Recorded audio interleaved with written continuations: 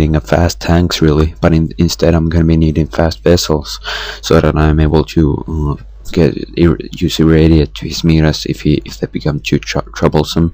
Also notice how I started +1 weapons instead of armor.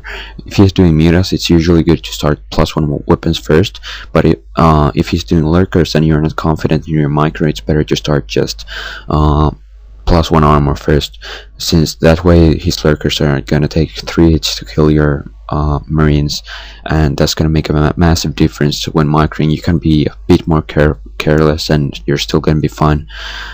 Also notice when attacking miras, if he's good at professionally using like his mira micro, you gotta be careful in your micro. You can't bring your marines in a line to attack his miras, and you can't like be too separated from your medics, otherwise they're going to be way too easy targets to pick off. Since I also noticed at this point that he has a Hydroden finish, and he's probably going to be getting lurkers pretty quick, just so that I won't have any trouble defending against him, and I'm going to need it later on anyway, I decided to start 1 to 2 bunkers, so I'll be having it like fine when he comes with his lurkers, even if they come with as a slight surprise. Now he just kept attacking my marine and medics. That's just too bad, but I couldn't help it. So I'm bringing some more marines and medics over here. Usually 1 group of marine and medic is enough, but this time it wasn't apparently, though he lost a lot of mutas in the process, especially after that trying to kill that tank, so I'm not really that bad off. Just remember to keep making a lot of marines and medics. You gotta keep making them all the time. It's gonna make a massive difference whether you do or do not like keep making them constantly. So just keep making them. It's gonna make a difference. Over here I decided to try and bring some SCVs to scout around, kind of like so I can figure out more about his expansions without wasting too many scans. It's usually useful, but this time his miras were at a like good position and so on, so those scouts were very successful. Also notice how this is kind of like you can play it in many ways, but usually I like to make like a few tanks from a factory, just so that when I move out, even if he has lurkers, I don't have trouble breaking out. For example, if I only make science vessels and marines, not only is it going to require real good macro and micro to pull it off, it's quite troublesome when breaking out and so on and finding lurkers, so having a few tanks with your marine and medics and science vessels and so on is going to be really useful when you break out. Over here now, you just can't stay in your main too long. You gotta move out as quickly as possible so he's not able to secure any defenses too well, and so that he won't be able to do too much without you being aware of it and so on. So you just gotta move out like eventually, and usually a good time to move out is when you get your first vessel. Like he can no longer use hold lurkers against you. You won't need scans to attack and so on, so that's fine. Like I said, remember to keep making units. It's very important to keep making units.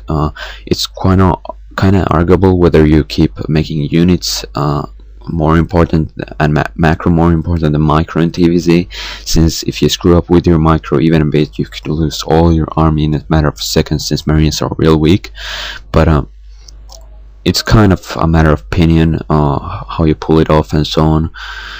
Remember to also keep making supply depots. I was a bit careless with my macro over here, and also be careful with your marines and medics when microing against lurkers. Don't get too greedy. Over here I had a good chance. A few of his lurkers were a bit separated and so on, so I had a good chance of like getting a few extra lurkers. But notice how I didn't pull it too far. Like I didn't waste my army against his bird lurkers and so on. It's very important.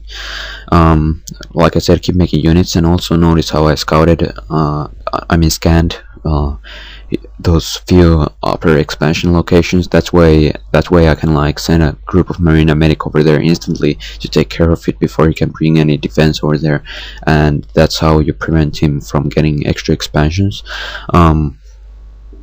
Also, since he was careless over here, it's a very good chance like if he has his lurkers bird already, it's not really worth it to try and attack and so on. But over here I had a good chance. His lurkers were on bird, and I had a good chance to flank him and so on, so it's useful that one. As you may notice, I also sent an SCV to the 12 o'clock spot. I decided to try and take an expansion over there, since once I move out, I just can't keep playing with one expansion. I gotta look for a new expansion, no matter how he plays.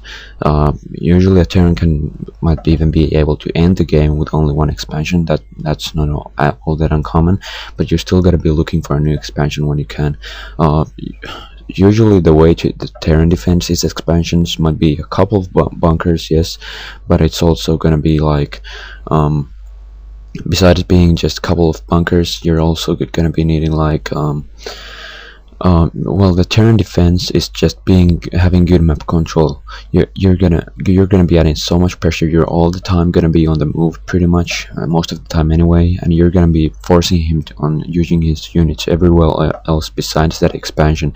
That's usually Terran defense, and that's how it works usually. And if they do attack it with a small group, you just lift it, bring a few Marines and medics, and then bring your civvies back and whatever else. Like instantly after my one attack force died, I just have another one prepared. Like, since I didn't have too bad macro or anything, I can just have a massive, even bigger army when I move out again, so that's pretty cool. Even now, though, it's kind of questionable whether I need tanks anymore, since I have so many vessels and I have 2 starboards producing science vessels. But I just decided to make a couple more tanks. If you're lacking gas, though, you could just quit the tanks and just go like right away on the like 2 starport science vessels and upgrades and so on. Also, it's very useful to have good upgrades with your units. If you have a lot of better upgrades than him, your units just won't die and they're gonna slaughter all his army unless you're careless and so on, so it's good. I also added a second engineering bay. I could have possibly added it earlier, especially if I'm doing 2 starboard vessels. My 2 starboards were a bit late though, but this time I made it a bit slower and it didn't make such a big difference.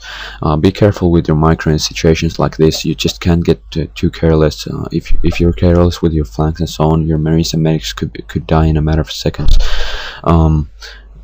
Sometimes in this kind of situations it might be better to just ignore the army, but this time I was able to prepare a good flank and so on. His lurkers were weak, so that flank was worth it.